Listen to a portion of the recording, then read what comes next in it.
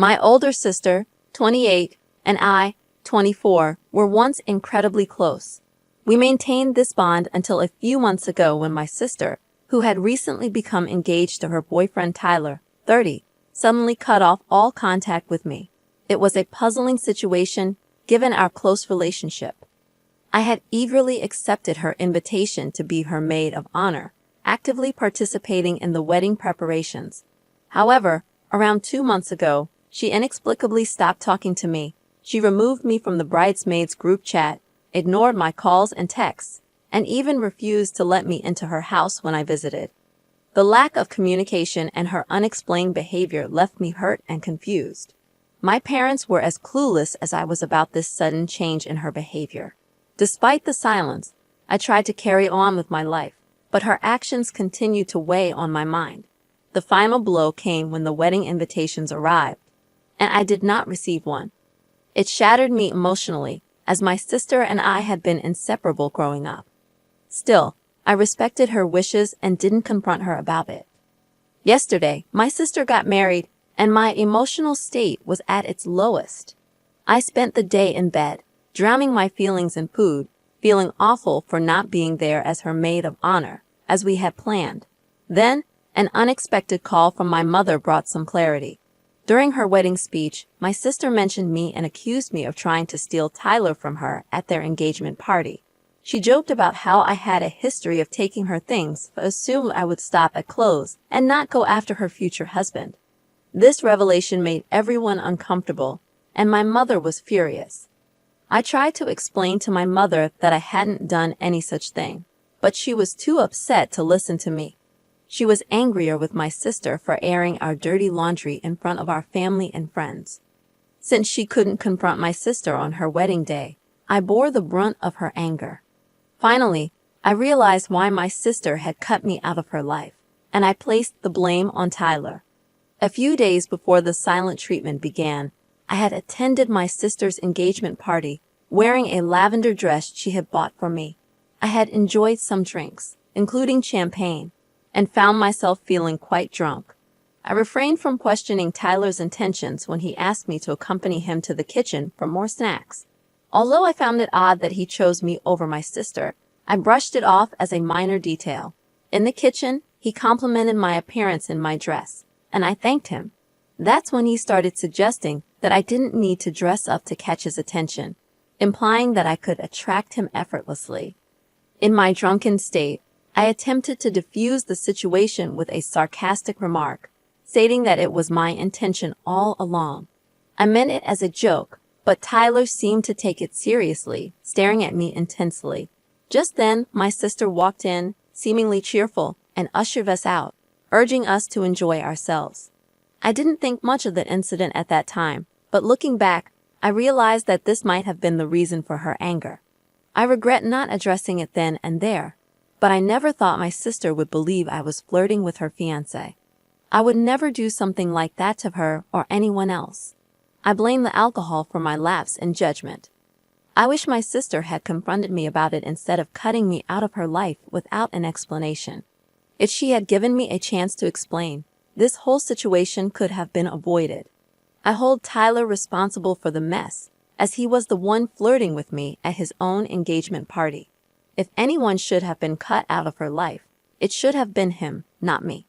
Now that I understand the reason for her anger, I'm torn between feeling foolish for my sarcastic response and frustrated that my sister didn't talk to me about it. I'm uncertain how to proceed, especially since I now know the truth about what happened that night. Eventually, after my mother's persistent efforts, my sister agreed to meet me for lunch, and I invited her to my house, hoping to finally resolve this misunderstanding. I hesitated to discuss the matter in front of Tyler. The atmosphere was tense, and my sister appeared distant, which stung a little. Yet, I understood her aloofness now. Despite my understanding, I was put off by the fact that she hadn't bothered to talk to me earlier about what she heard. As soon as we were seated, I didn't waste a moment and swiftly apologized for my sarcastic comment at the party. I clarified that I was incredibly drunk and had intended it as a joke. I emphasized that I would never do anything so disrespectful to her, and I had zero interest in Tyler. The conversation that day had been initiated by Tyler, and I had attempted to lighten the intensity with humor, given my shock at his advances and my intoxicated state. While explaining, my sister looked increasingly perplexed and interjected, claiming she thought I had initiated the conversation. Apparently, after the party, she confronted Tyler, who concocted a story where he painted me as the aggressor. He alleged that he flirted with me that one time because he was afraid I might harm myself or create a scene in my drunken state. To validate his story, he showed her a selfie he had downloaded from my Facebook account, falsely claiming I had sent it to him. According to him, I had been persistently texting him, making him uncomfortable for months. He said today's incident was the final straw. He even shed a few tears to enhance his act, which my sister, unfortunately, fell for. I displayed my inbox, revealing the truth about my limited interactions with Tyler. As I shared this, my sister appeared utterly disoriented, caught between believing her sister and the manipulative tale spun by Tyler. Ordinarily, I would have expected her to unquestioningly trust me, being her sister. However, the situation had become painfully complicated. My sister had just married a man who, as it turned out, had been deceiving her all along, even to the point of lying about me. She felt like her entire world had been turned upside down, and I empathized deeply with her situation. I regretted not being forthright with her that day, choosing instead to avoid confrontation. I knew that if I had spoken up then, this entire mess could have been avoided. Once the truth came out, my sister didn't say much and left, but I understood the turmoil she was going through. Ultimately, the decision of whom to believe rested with her, and I respected that. I had done my part by sharing my side of the story, the truth. Now, all I could do was hope for a positive resolution for both of us. As for Tyler, I had no sympathy for him. He could go to hell, as far as I was concerned. The last time I talked to my sister was a devastating experience for her, realizing that her husband might not have been truthful and that she could be with the wrong person was a harsh reality. That was 3 days ago, and since then, significant developments occurred. My sister confronted Tyler about his claims regarding me hitting on him. Initially, he vehemently denied it, labeling me a liar with no morals, accusing me of attempting to break them up. However, under my sister's persistent questioning, he eventually confessed. He admitted fabricating the entire story that night, shifting the blame onto me. He tried to pass it off as a drunken mistake, but his lie unraveled. Tyler had intentionally flirted with me, sober and fully aware, initiating the inappropriate conversation that my sister had overheard. To cover his despicable attempt at cheating, he devised an elaborate lie, causing my sister to cut ties with me for weeks over something that wasn't my fault. My sister couldn't forgive Tyler for his deceit. Not only had he attempted to flirt with me at their engagement celebration, but he also lied about it, deeply hurting her trust. They had a heated argument, during which Tyler attempted to gaslight her, shifting the blame back onto her for pressuring him. His attempt to minimize his actions only worsened the situation. This altercation shattered any chance he had at redemption. Frustrated and hurt, my sister left their home and came to me for support yesterday. Instead, she was visibly upset and hardly discussed her feelings, which was concerning since my sister had a tendency to bottle up her emotions until they reached a breaking point, leading to inevitable mental breakdowns. I've already started searching for family attorneys who can assist with an annulment or divorce, whatever the next step may be. I'm certain she won't return to him, given that she hasn't responded to his calls or texts and has instructed me to block him from her phone and delete their pictures together. She simply can't bring herself to do it. It's truly heartbreaking. What it is. Personally, I'm relieved that she's ending the relationship, even though it's been less than a week since they got married. I don't believe Tyler deserves someone as wonderful as my sister. One morning, she saw me quietly crying at breakfast and inquired about the reason for my distress. I hesitated to explain it to her, as I felt responsible for her marriage falling apart in less than a week. If only I hadn't acted foolishly on the night of her engagement party. Instead of responding sarcastically to brush it off, maybe I should have told her what happened that night. Perhaps she would have realized right then and there that he was unfaithful and wouldn't remain loyal to her. That could have saved both of us a lot of heartache and misery. I felt an overwhelming sense of guilt about what had transpired. Fortunately, my sister was understanding and tried to console me. Even in the midst of her own significant ordeal, she reassured me that she didn't blame me. She recognized that I was intoxicated that night and not thinking clearly. She trusted me implicitly and believed that if it had occurred while I was sober, I would have immediately approached her and revealed the truth.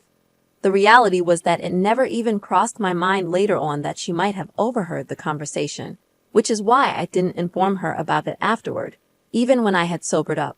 I was too apprehensive about appearing like a homewrecker, despite not being one. I confessed this to her, and she reassured me that she didn't think any less of me for hesitating to share what had happened, even after I had sobered up.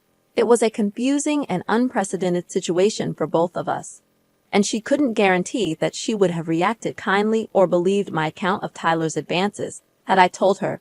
We both made mistakes, but what mattered was recognizing them and striving to improve. Instead of dwelling on the situation, my sister chose to forgive me and encouraged me to do the same. I consider myself incredibly fortunate that she decided to be kind and understanding.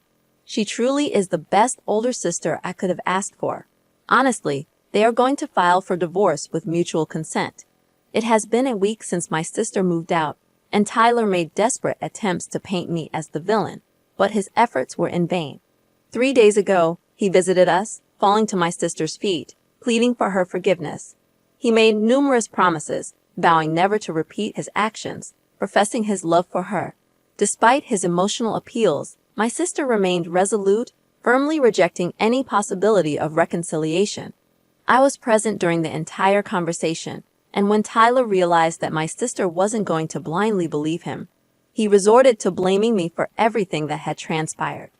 Tyler had the audacity to fabricate lies about me right in front of me. This led to a heated argument between us.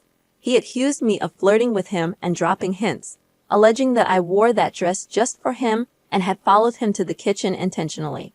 According to him, my laughter at his jokes and supposed stolen glances were signals I had sent his way. It was almost pathetic how he was trying to portray me as the homewrecker.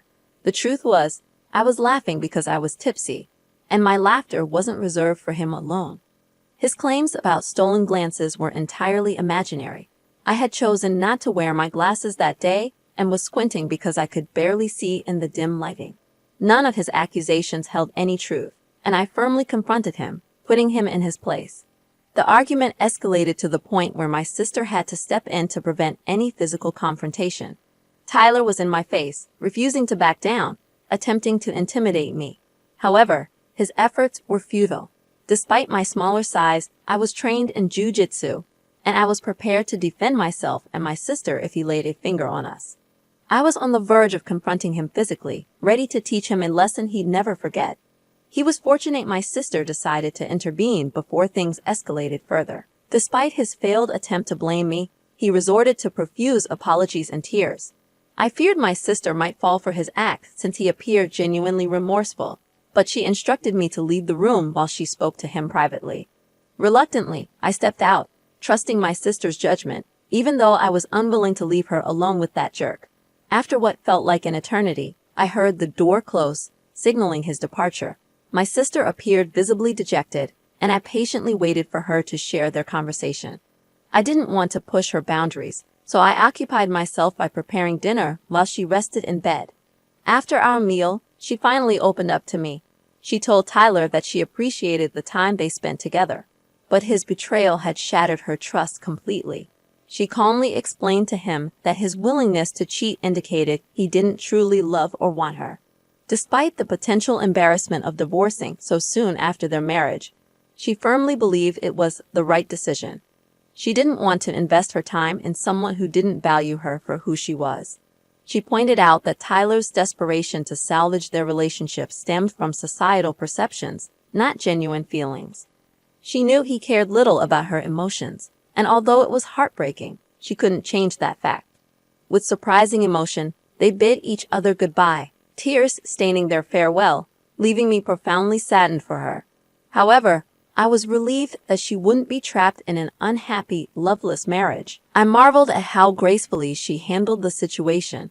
That's where the story ends for today. Thank you for listening.